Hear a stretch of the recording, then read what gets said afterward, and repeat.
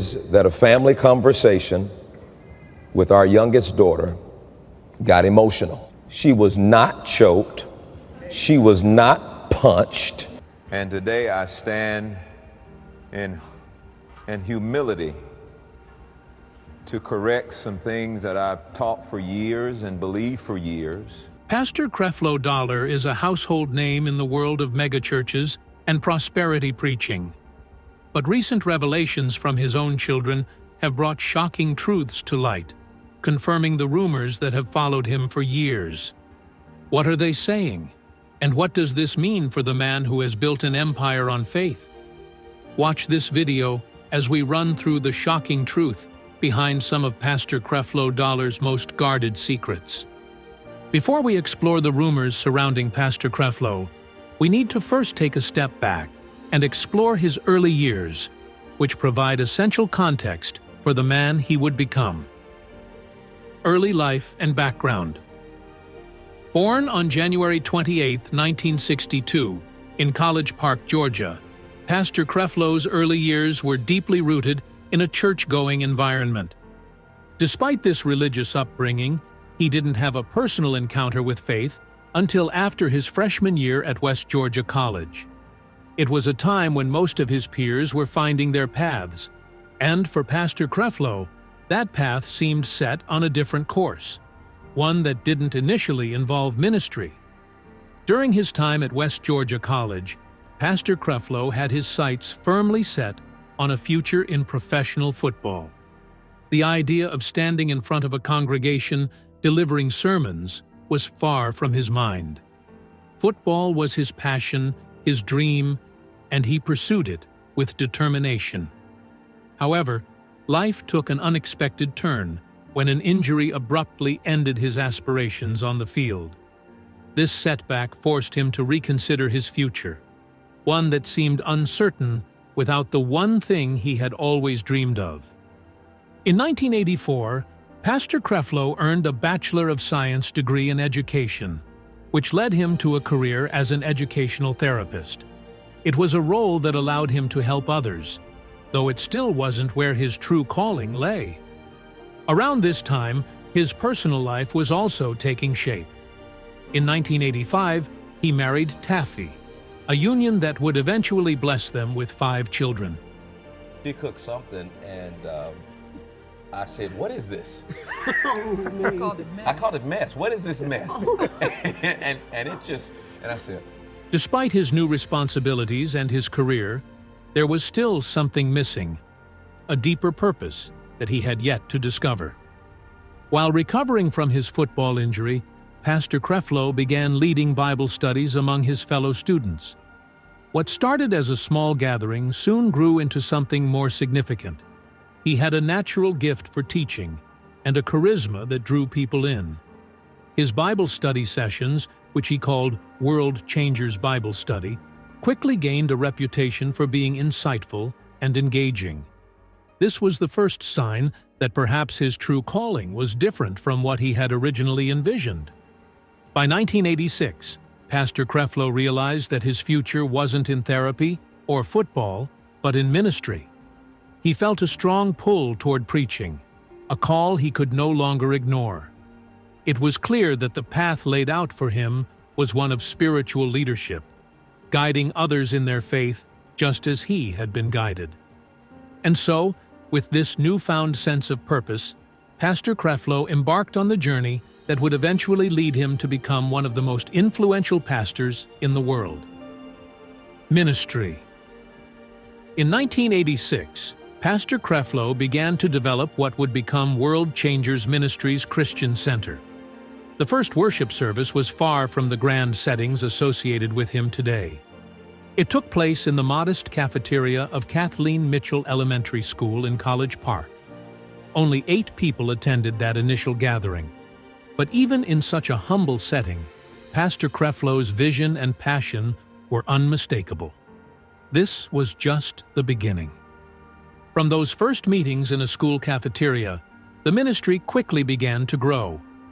Pastor Creflo's natural ability to connect with people and his compelling teachings attracted more and more followers. It wasn't long before the ministry needed a more permanent home, leading to the establishment of a dedicated chapel.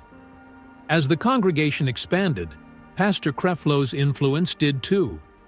By this time, he had renamed the ministry to World Changers Church International, a title that reflected both the church's growing reach and its global ambitions. They're in and out of drugs. They're in and out of marriages. And so we've given an opportunity for these men to come together in a 2-year project. World Changers Church International didn't just expand in terms of membership. The church's activities multiplied as well. Pastor Creflo started hosting 4 services every Sunday to accommodate the growing number of congregants. But his influence wasn't limited to the pulpit. He expanded his reach through modern media, launching a weekly radio broadcast and a television show titled Changing Your World.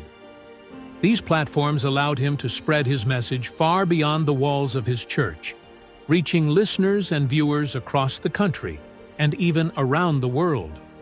The growth of WCCI was nothing short of remarkable.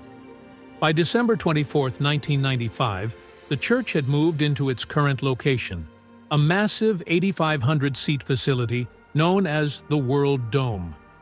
This impressive structure, costing nearly $20 million, became a symbol of the church's success and the reach of Pastor Creflo's ministry. Remarkably, the World Dome was constructed without any bank financing, a proof of the support and dedication of his congregation. By 2007, WCCI had grown into a megachurch with around 30,000 members and annual revenue of approximately $70 million in 2006. But Pastor Creflo's ambitions didn't stop there. He sought to extend his ministry beyond the borders of Georgia. In October 2012, Creflo Dollar Ministries expanded to New York, leasing the Lowe's Paradise Theater in the Bronx as a new church location. This move was part of a broader strategy to establish a presence in key cities across the United States, spreading his teachings to new audiences in urban centers. As Pastor Creflo's ministry grew, so did the attention he received, both positive and negative. He became known for his controversial teachings on prosperity theology, a doctrine that claims that faith can lead to wealth and success. I define prosperity as every arena of life. Prospering in your spirit, prospering in your soul, prospering in your physical body, that's healthy, prospering in your relationships, prospering on your job. His messages on this topic resonated with many, but also sparked significant criticism. Critics accused him of promoting a gospel that emphasized material wealth over spiritual values, and his own lavish lifestyle became a focal point of controversy. Indeed, Pastor Creflo Dollar's personal lifestyle drew as much attention as his teachings. He has long been known for his opulent possessions, including 2 Rolls-Royces, a private jet, and several high-end properties. Among these are a $1 million home in Atlanta, a $2.5 million house in Demarest, New Jersey, and a luxury apartment in Manhattan. The Manhattan property, which he purchased for $2.5 million in 2006, was sold for $3.75 million in 2012. These assets, combined with his refusal to disclose his salary, fueled criticism from those who viewed his wealth as contradictory to the values of humility and charity traditionally associated with religious leaders. Controversies. One of the most contentious aspects of Pastor Dollar's teachings was his analogy between financial giving and planting seeds. He argued that just as a farmer wouldn't expect to harvest apples after planting cucumber seeds, Christians shouldn't expect financial blessings if they haven't sown financial seeds. This message was accepted by many, but also attracted a significant amount of criticism. Detractors accused him of exploiting his congregation's faith for financial gain, urging them to give more money to the church with the promise of divine rewards. I believe he does, according to Scripture. I believe that's a distortion of the gospel. Reverend Dollar also says that Jesus Christ himself was rich. Some people want to ask, well, did he have money? Well, I like to respond to that by saying he had a treasurer. So what's the purpose for a treasurer if you don't have money? Criticism of Pastor Creflo's lifestyle intensified as more details about his wealth came to light. He has long been criticized for his lavish spending, which includes owning multiple Rolls-Royces, private jets, and expensive real estate properties. Among these are million-dollar homes in Atlanta and Demarest, New Jersey, as well as a luxury apartment in Manhattan. For many, this level of wealth was seen as incompatible with the teachings of Christianity, which traditionally emphasize humility and service to others. The scrutiny of Pastor Creflo's financial practices reached a peak in 2007 when he became one of 6 televangelists targeted in a high-profile investigation led by U.S. Senator Chuck Grassley. The investigation was launched in response to public complaints and media reports about the lavish lifestyles and large salaries of these televangelists, all of whom preached some form of prosperity theology. The Senate Finance Committee, which Senator Grassley was a part of, sought to determine whether Pastor Creflo and the other televangelists were improperly using donations for personal gain. Pastor Creflo responded to the investigation with strong resistance. He argued that the Senate Finance Committee was overstepping its bounds and that only the IRS had the authority to examine the finances of religious organizations. Despite the seriousness of the allegations, the investigation concluded in 2011 without any charges being brought against him or the other televangelists. However, the lack of transparency in his financial dealings earned his ministry a failing grade from Ministry Watch, an organization that monitors the financial practices of religious groups. This grade reflected the ministry's refusal to disclose detailed financial information to independent auditors. One of the most notorious incidents in Pastor Creflo's controversial career came in 2015, when he launched a fundraising campaign to buy a new private jet. Specifically, he sought to raise $65 million to purchase a Gulfstream G650, one of the most luxurious private jets available. The campaign was pitched to his global following, with the ministry asking members, partners, and supporters to contribute $300 each toward the purchase. The appeal was justified on the grounds that Pastor Creflo's old jet, a 1984 Gulfstream G1159A, had experienced 2 accidents, including one incident where the jet skidded off a runway in London while his wife and daughters were aboard. The fundraising campaign sparked immediate backlash, both from the public and within the religious community. Critics questioned why Pastor Creflo needed such an extravagant aircraft when many other pastors and evangelists managed their travel needs through commercial airlines. Among the most vocal critics was gospel artist Kirk Franklin, who denounced the campaign as a reflection of greed rather than need. The public outcry was so intense that the campaign was quickly halted, and the promotional video was removed from the ministry's website. However, the damage was done, and the incident further showed Pastor Creflo's reputation as a figure of controversy.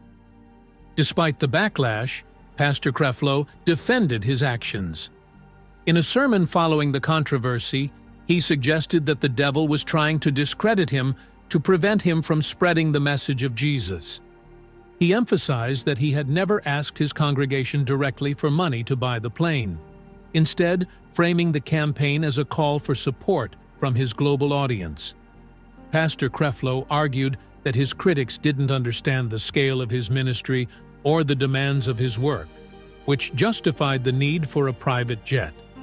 Pastor Creflo's stance on prosperity and wealth was further complicated by a surprising turn in 2022 when he publicly renounced his long-held teachings on tithing. For years, he had been a staunch advocate of tithing, the practice of giving 10% of one's income to the church, which he preached as a biblical mandate and a key to financial blessing. However, in a sermon titled "The Great Misunderstanding," Pastor Creflo admitted that he had been wrong about tithing. He argued that tithing was an Old Testament concept that was no longer relevant for New Testament believers who lived under grace rather than the law. This revelation shocked many of his followers and colleagues in the Christian community. Pastor Creflo went so far as to urge his congregation to throw away all of his books, tapes, and videos that taught tithing, acknowledging that he had been teaching the wrong gospel in that area. He cited Romans 6:14 to support his new position, emphasizing that Christians are not under the law, but under grace. However, he was careful to clarify that this didn't mean Christians should stop giving altogether. Rather, he suggested that giving should be motivated by love and grace, not by obligation or fear. Use the tradition of Christmas, infect your way of thinking, and now you bring that to church with you, thinking you know the Bible, but you didn't open it up and read it, so that's why we're saying the most important thing. Pastor Creflo's renunciation of tithing led to a new wave of criticism, this time from those within the prosperity gospel movement who saw his change of heart as a betrayal. For years, tithing had been a cornerstone of his teachings and a significant source of revenue for his ministry. By rejecting it, Pastor Creflo was not only challenging the doctrine he had preached for decades, but also potentially undermining the financial stability of his church. Some viewed this shift as a strategic move to distance himself from the prosperity gospel as it became increasingly criticized within Christian circles. The 2022 sermon marked a significant turning point in Pastor Creflo's career, raising questions about the future direction of his ministry. Would he continue to preach the prosperity gospel, albeit with a new emphasis on grace rather than tithing? Or would this signal a broader shift away from the doctrines that had defined his career for so long? Despite these controversies, Pastor Creflo continued to preach his gospel of wealth, attracting a loyal following that supported his ministry through donations and attendance at his conferences. His ability to connect with his congregation, coupled with his charismatic delivery, allowed him to maintain a significant influence in the world of televangelism.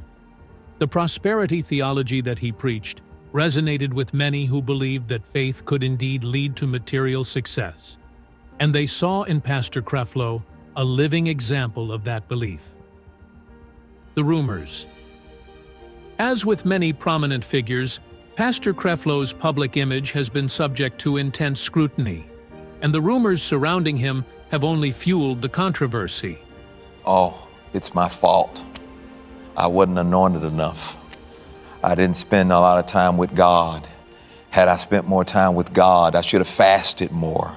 One of the most significant incidents that drew widespread attention occurred in 2012, when Pastor Creflo was arrested after his teenage daughter, Lauren, accused him of physically assaulting her. This event brought the pastor's personal life into the spotlight and raised serious questions about his behavior behind closed doors.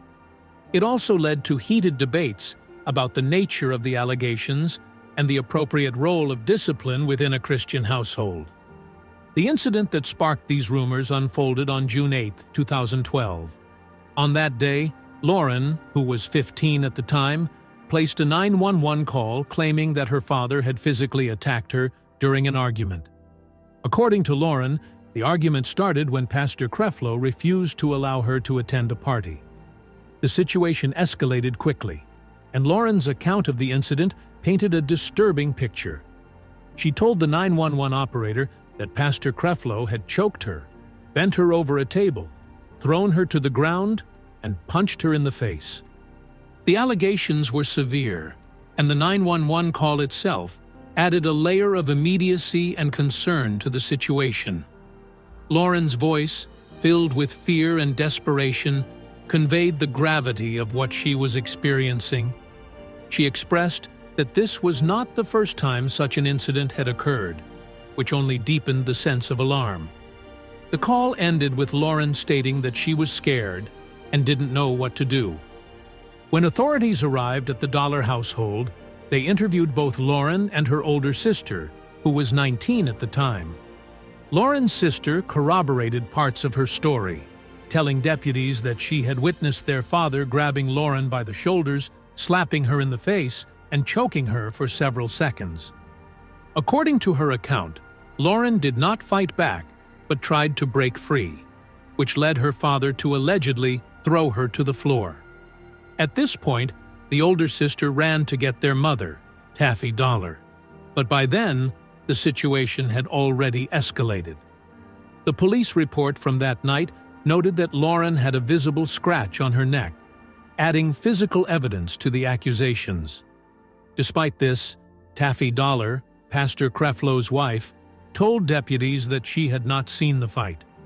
Her absence during the altercation made the situation ambiguous, leaving room for multiple interpretations of what had transpired. Police say Dollar choked his 15-year-old daughter in the family mansion outside Atlanta. The altercation actually stems from an argument over the 15-year-old attending a party. Following his arrest, Pastor Creflo faced significant legal and public challenges. He was required to enroll in an anger management program, report to probation, and pay over $1,000 in court fees. Despite these legal repercussions, Pastor Creflo maintained his innocence, insisting that the incident had been blown out of proportion. During a church service following the arrest, he addressed the congregation with fervor, receiving enthusiastic applause as he denied any wrongdoing. He emphatically stated that he should never have been arrested and that his actions were part of disciplining his daughter, not abusing her. There were not any scratches on her neck, but the only thing on her neck was a prior skin abrasion from eczema. Pastor Creflo's defense centered around the idea that disciplining children can sometimes be intense, but it does not equate to abuse. He strongly denied choking or punching Lauren, arguing that if he had actually punched her, the damage would have been much more severe. This line of defense proved the tension between his role as a father and his public image as a spiritual leader. In his view, the incident was a matter of parental discipline, not criminal behavior. However, Lauren's version of events continued to darken the existing shadow over Pastor Creflo's side of the story, since in the 911 call, she'd insisted that the physical altercation was not an isolated incident, suggesting a pattern of behavior that was concerning to her. This claim raised questions about the nature of discipline within the Dollar household and whether it crossed the line into abuse.